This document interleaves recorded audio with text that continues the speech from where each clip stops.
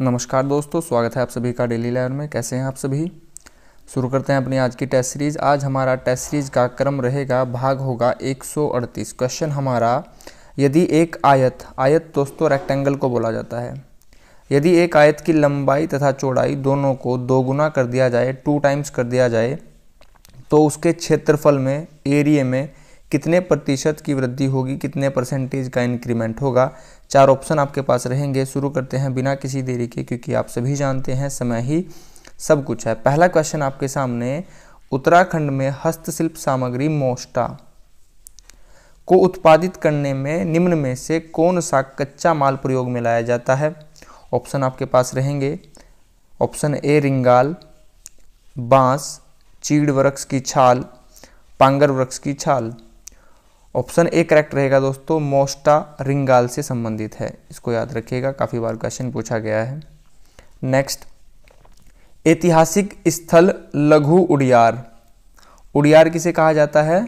गुफा को कहा जाता है दोस्तों, केव को कहा जाता है। अल्मोड़ा में स्थित है। आपसे पूछा गया है किस नदी के तट पर स्थित है। ऑप्शन ए कोसी, गोला, सुयाल, गंगा। करेक्ट आंसर रहेगा ऑप्शन बी, सुयाल नदी के तट पर। गंगा के दाहिने ओर हरिद्वार स्थित है। गोला नदी पर हल्द्वानी स्थित है, नैनीताल। हल्द्वानी नाहन पर्वत श्रृंखला पर भी स्थित है।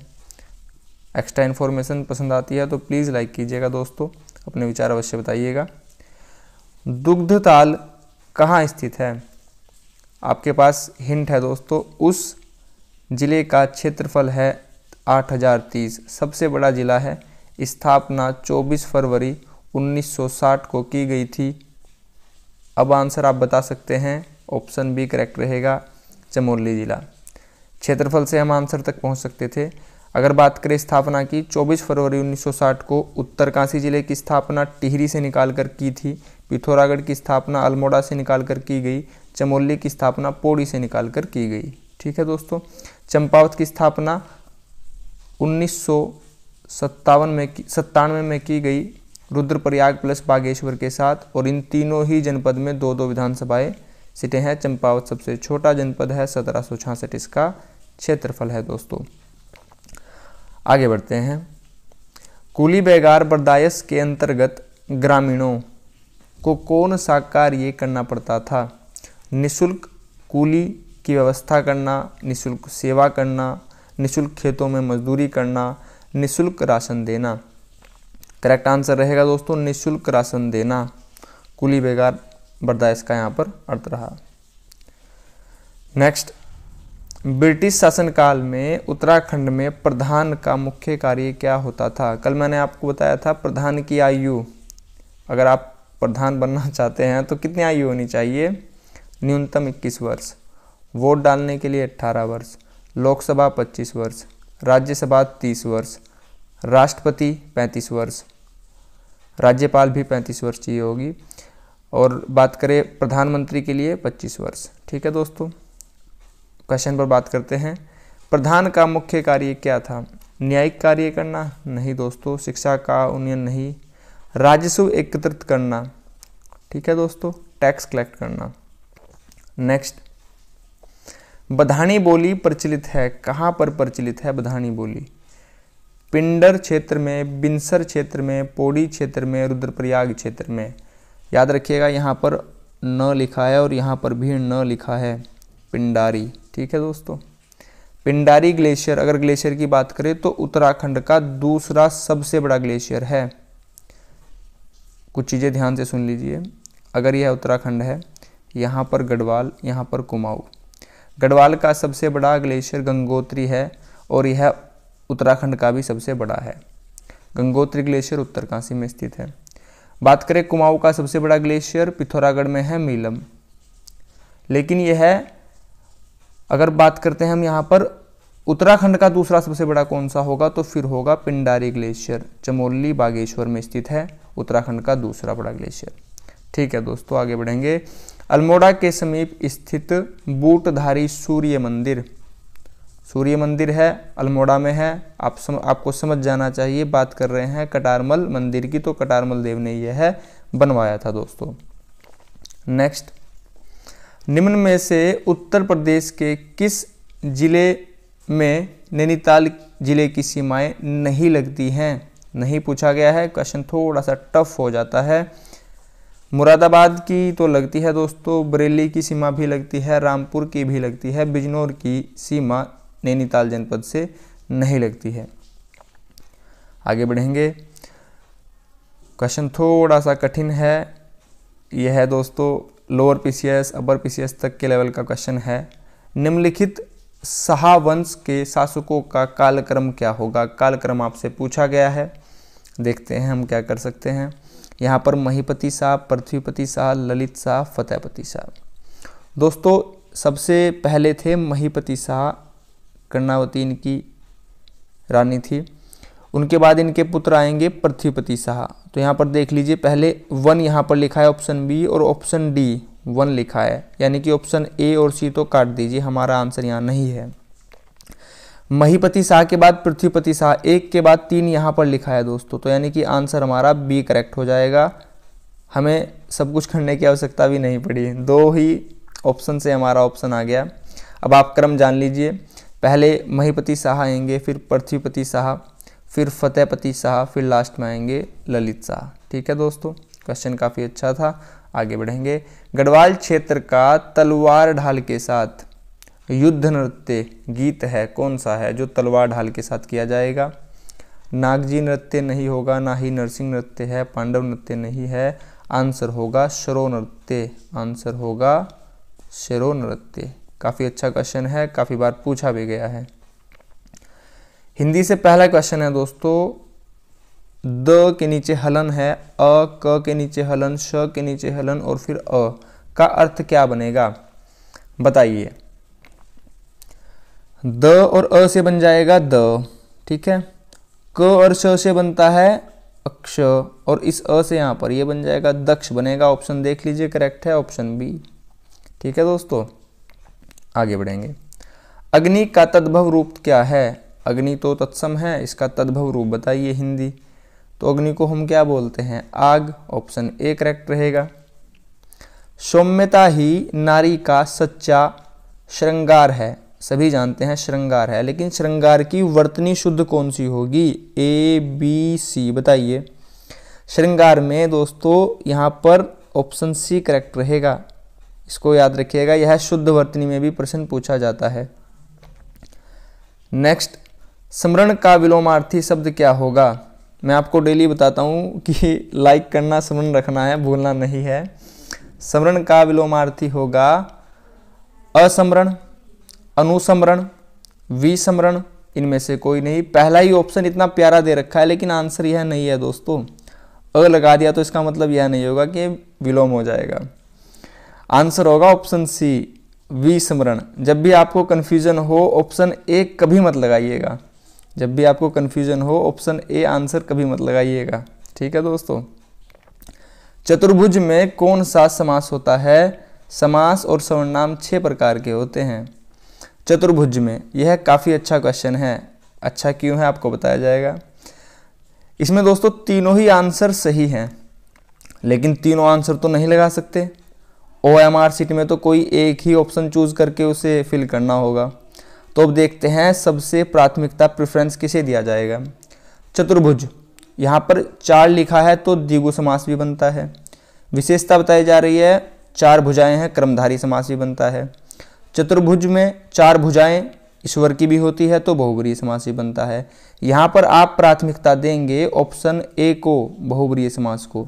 एक और बात दोस्तों, एक और बात, अगर कहीं पर बहुब्रीहि और क्रमधारी समास हो तो प्राथमिकता बहुब्रीहि को दीजिएगा। अगर कहीं पर क्रमधारी और द्विगु समास हो तो क्रमधारी को प्राथमिकता दीजिएगा। आगे बढ़ेंगे। यह काफी टफ क्वेश्चन है, देखते हैं कौन इसे कर पाएगा। भारत में लड़े गए युद्ध हैं, कालक्रम पूछा गया है। बताइए दोस्तों क्या करेक्ट आंसर होगा। यहाँ पर आप 1 मिनट का समय ले सकते हैं।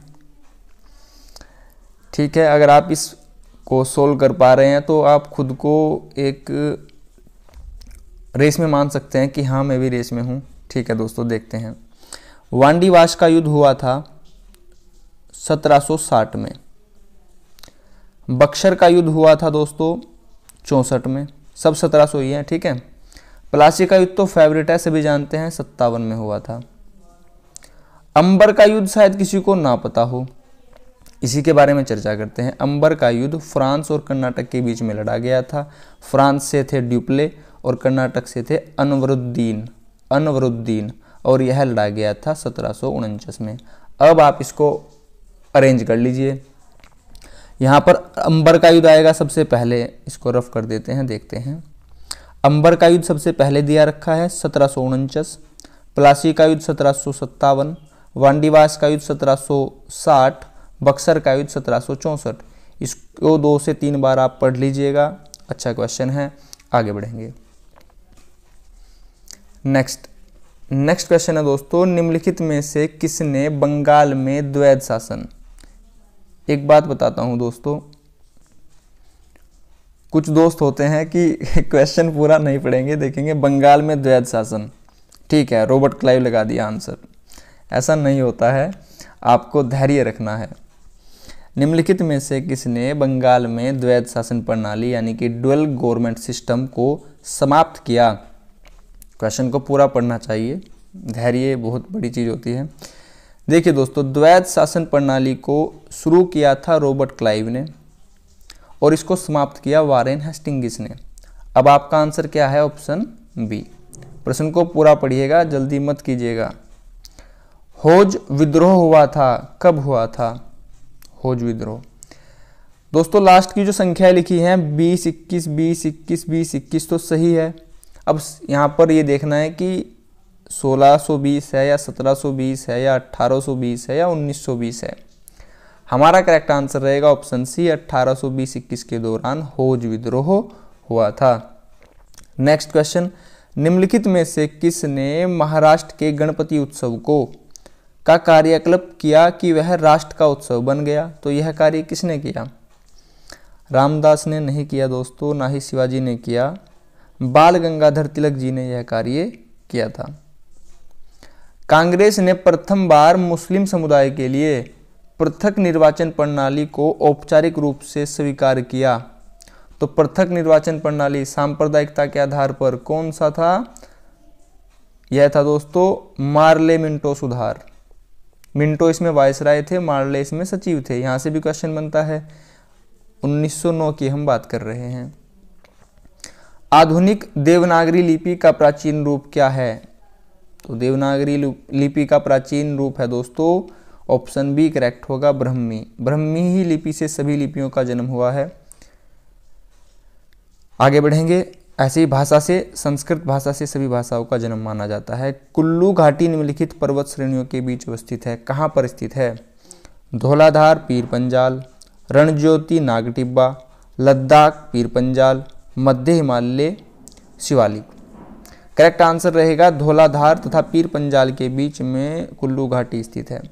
दोस्तों शिवालिक की बात करते हैं। शिवालिक का प्राचीन नाम मैनाक भी है और इन्हें शिव की भौरे भी कहा जाता है। ठीक है दोस्तों। राष्ट्रीय जल विकास एजेंसी की स्थापना कब की गई? 1982, 1986, 1991, 1997। इंपॉर्टेंट क्वेश्चन है, जल से संबंधित है। 1982 हमारा यहाँ पर करेक्ट आंसर हो जाएगा दोस्तों। आगे बढ़ेंगे। मैथ से क्वेश्चन है, यदि आयत की लंबाई तथा चौड़ाई दोनों को दोगुना कर दिया जाए। यहाँ पर हम कर लेते हैं दोस्तों। ये है आयत यानी कि रेक्टेंगल है। इसकी लंबाई L है, चौड़ाई है B। इन्होंने कहा है, दोबारा बनाइए, लंबाई को दोगुना कर दिया गया 2L, चौड़ाई को दोगुना कर दिया गया 2B। ठीक है, तो इसके क्षेत्रफल में कितने प्रतिशत वृद्धि होगी, इंक्रीमेंट कितना होगा? तो आप सभी को पता है आयत का क्षेत्रफल क्या होता है दोस्तों। क्षेत्रफल या फिर एरिया क्या होता है? Length into breadth. तो यहाँ पर आंसर आ जाएगा LB। यहाँ पर क्या आएगा? एरिया क्या आएगा? क्षेत्रफल क्या आएगा? लेंथ इनटू ब्रेथ आएगा, यानी कि 2L मल्टीप्लाई 2B आपके पास आ जाएगा 4LB। अब आपने देखा यहाँ पर हमारा आया LB और यहाँ पर आया 4LB। आपसे प्रतिशत पूछा गया है। प्रतिशत का फॉर्मूला आप सभी जानते होंगे, प्रतिशत निकालते हैं। ठीक है दोस्तों,